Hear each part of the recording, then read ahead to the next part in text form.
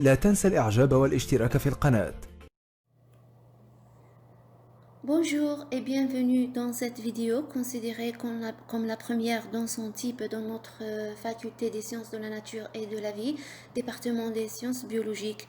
Cette vidéo, je l'ai préparée à cause de la situation médicale et environnementale en Algérie parce que les étudiants sont actuellement obligés à assister à des cours en ligne pour pouvoir rattraper la deuxième série de l'année universitaire 2019-2020.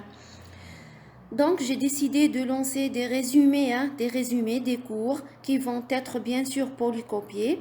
Ces vidéos que j'ai préparées, j'ai préféré de les présenter sous forme enregistrée pour permettre aux étudiants absents de revoir les vidéos sur notre groupe de Facebook La Journée Scientifique et sur la chaîne YouTube de la faculté prochainement. Durant la première heure de lancement de la vidéo, je serai en ligne pour répondre aux questions des étudiants. Donc, cette présentation concerne les étudiants inscrits en deuxième année sciences alimentaires. La matière est plantes et environnement. On va faire une petite introduction au monde du vivant. Avant de parler de l'interaction entre les plantes et l'environnement, premièrement, on doit faire une introduction au monde du vivant. Donc, la question qui se pose, pourquoi étudier les plantes dans la science alimentaire?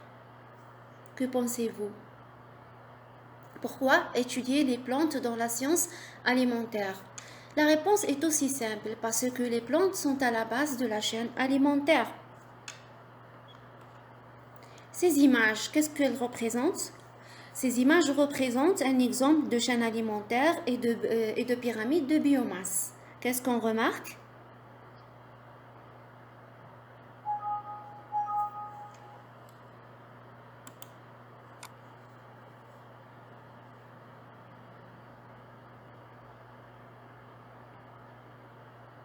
J'ai essayé de donner un peu de temps, comme ça les étudiants peuvent voir les deux images et avoir une idée sur ce qui représente ces images. Donc, on remarque dans les deux images que les végétaux sont les producteurs primaires, les producteurs d'énergie, Food Chain Energy Flow, ce sont les producteurs d'énergie ici. Et ici, ils sont aussi les producteurs d'énergie et ils sont à la base de la pyramide. Donc, les végétaux dans la chaîne alimentaire, ils sont le point de départ et le point de retour ou de la fin de la chaîne alimentaire. Dans la pyramide, on voit que les végétaux sont les producteurs primaires d'énergie. Ils vont être consommés par des herbivores qu'on appelle consommateurs niveau 1. Les herbivores eux-mêmes peuvent être consommés par des carnivores qu'on appelle consommateurs niveau 2. Les carnivores sont aussi appelés dans ce cas prédateurs. Aussi, ces carnivores peuvent être consommés par des consommateurs niveau 3 ou ce qu'on appelle super prédateurs. Ça, c'est une pyramide alimentaire, ça, c'est une chaîne alimentaire. Dans les deux cas, on voit que les plantes jouent un rôle primordial très important. Donc, c'est pour cela que dans la science alimentaire, les plantes jouent un rôle très important. La deuxième question qui se pose, où vivent les êtres vivants sur la planète Terre? Que pensez-vous? Où vivent les êtres vivants sur la planète Terre? Par exemple, est-ce qu'ils vivent n'importe où?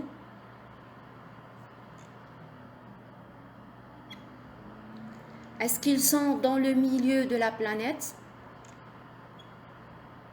Ou est-ce qu'ils sont dans le centre?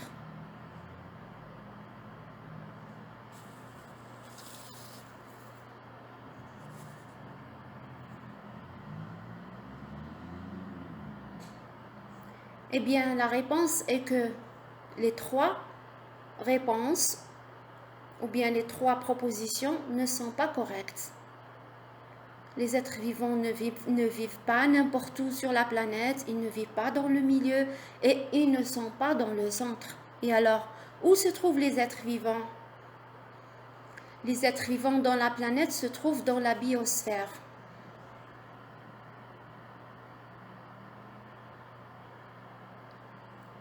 Pour connaître c'est quoi la biosphère et où existe exactement la biosphère, on doit l'étudier du près.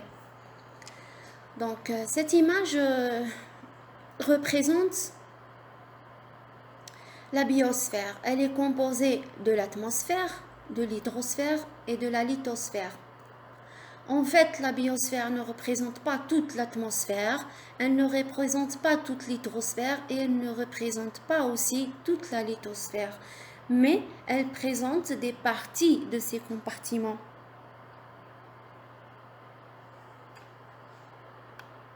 Le diagramme de la biosphère suivant peut nous faire comprendre où est la biosphère exactement.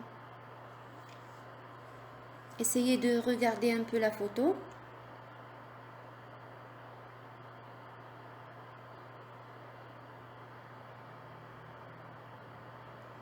Donc, la biosphère désigne l'ensemble des 3 milieux et tous les êtres vivants qui peuvent y vivre. C'est l'ensemble où se trouvent les 3 milieux. Une autre question, quelles sont les parties de l'atmosphère, de l'hydrosphère et de la lithosphère qui sont occupées par la biosphère? Parce qu'ici, on voit effectivement que la biosphère occupe une petite partie de l'atmosphère, une petite partie de lithosphère et une petite partie de l'hydrosphère. Donc, cette partie-là, où est-elle exactement? Pour connaître la réponse à cette question, on doit étudier plus profondément chaque compartiment des 3 compartiments. Donc, on commence avec l'hydrosphère. L'hydrosphère, c'est l'ensemble des zones sur la planète où l'eau est présente. Cette image peut nous résumer cela. Par exemple, si on considère que ce cercle représente la quantité de l'eau qui existe sur la planète, on voit que les eaux salées représentent la majeure partie des eaux qui sont présentes sur la Terre. Ils sont de 97,5%. Par contre, la mineure partie elle représente les eaux douces. Environ 2,5% représente les eaux douces.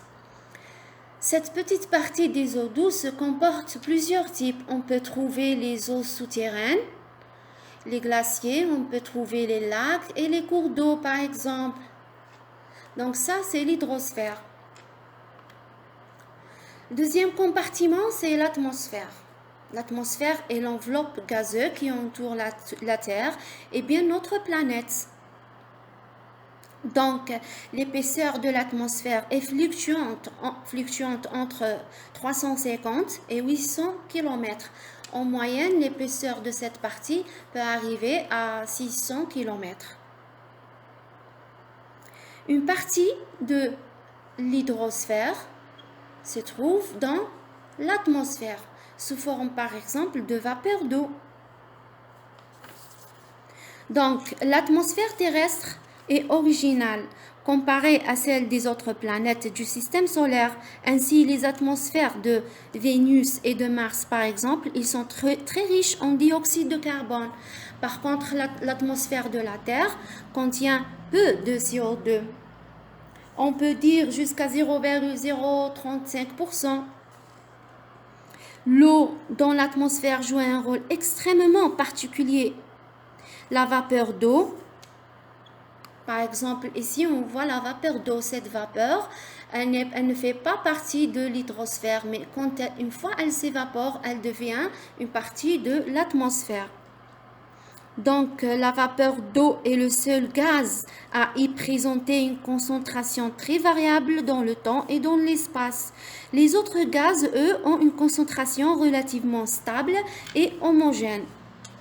Une autre particularité de l'eau essentielle est que ce corps est le seul présent dans l'atmosphère à présenter des changements d'état aux températures habituellement rencontrées sur notre planète. Ainsi, aux températures usuelles sur Terre, on voit quotidiennement de la vapeur d'eau se condenser et de l'eau liquide parfois se changer en glace.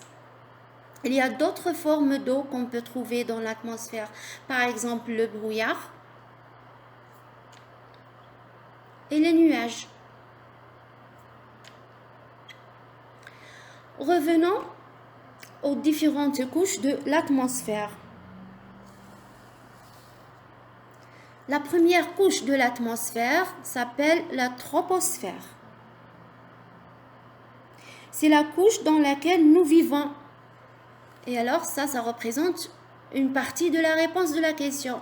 Les êtres vivants se trouvent ici, dans la couche troposphère de l'atmosphère. Tout cela est l'atmosphère. Il est composé de plusieurs couches. La première couche est la couche où se trouvent les êtres vivants. Elle est épaisse d'une dizaine de kilomètres et elle est caractérisée par une décroissance moyenne de la température. Si on revient par exemple à l'image première, on voit ici la couleur rouge représente la température. On voit qu'il y a une décroissance de la température au fur et à mesure qu'on s'élève dans la troposphère. Dans cette partie, on trouve la majeure partie de la vapeur d'eau dans la troposphère. On a aussi une deuxième couche qui s'appelle la stratosphère, caractérisée par une croissance de la température avec l'altitude. La température croît, c'est vrai, mais elle reste moins de 0 degré.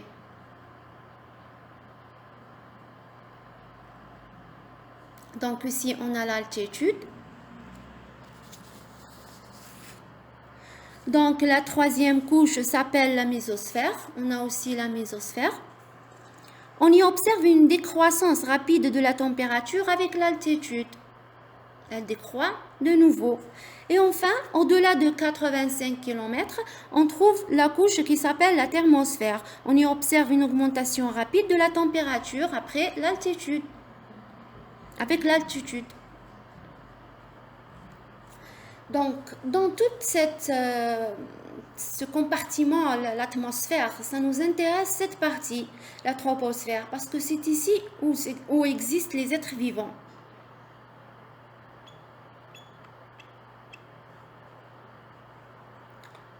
On peut dire qu'elle s'étend jusqu'à 13 km, plus ou moins. La lithosphère.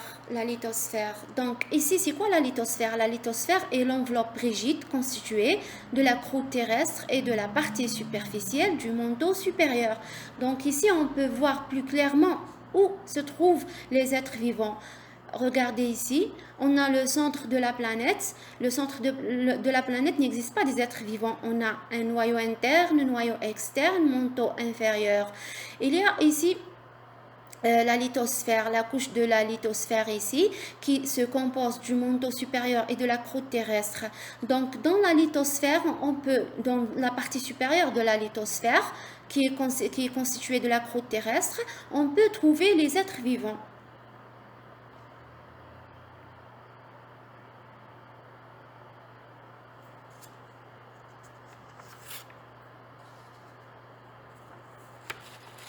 On peut avoir une autre image qui simplifie plus la tâche. Essayez d'observer l'image. Qu'est-ce qu'on a ici? L'image nous représente la lithosphère, où elle est située, le manteau supérieur. On voit ici que la lithosphère représente toute cette couche. Une partie de la lithosphère ici est représentée par le manteau supérieur. Une partie supérieure de la lithosphère, elle est représentée par la croûte continentale et la croûte océanique. Donc la lithosphère peut s'étendre jusqu'à 100 km.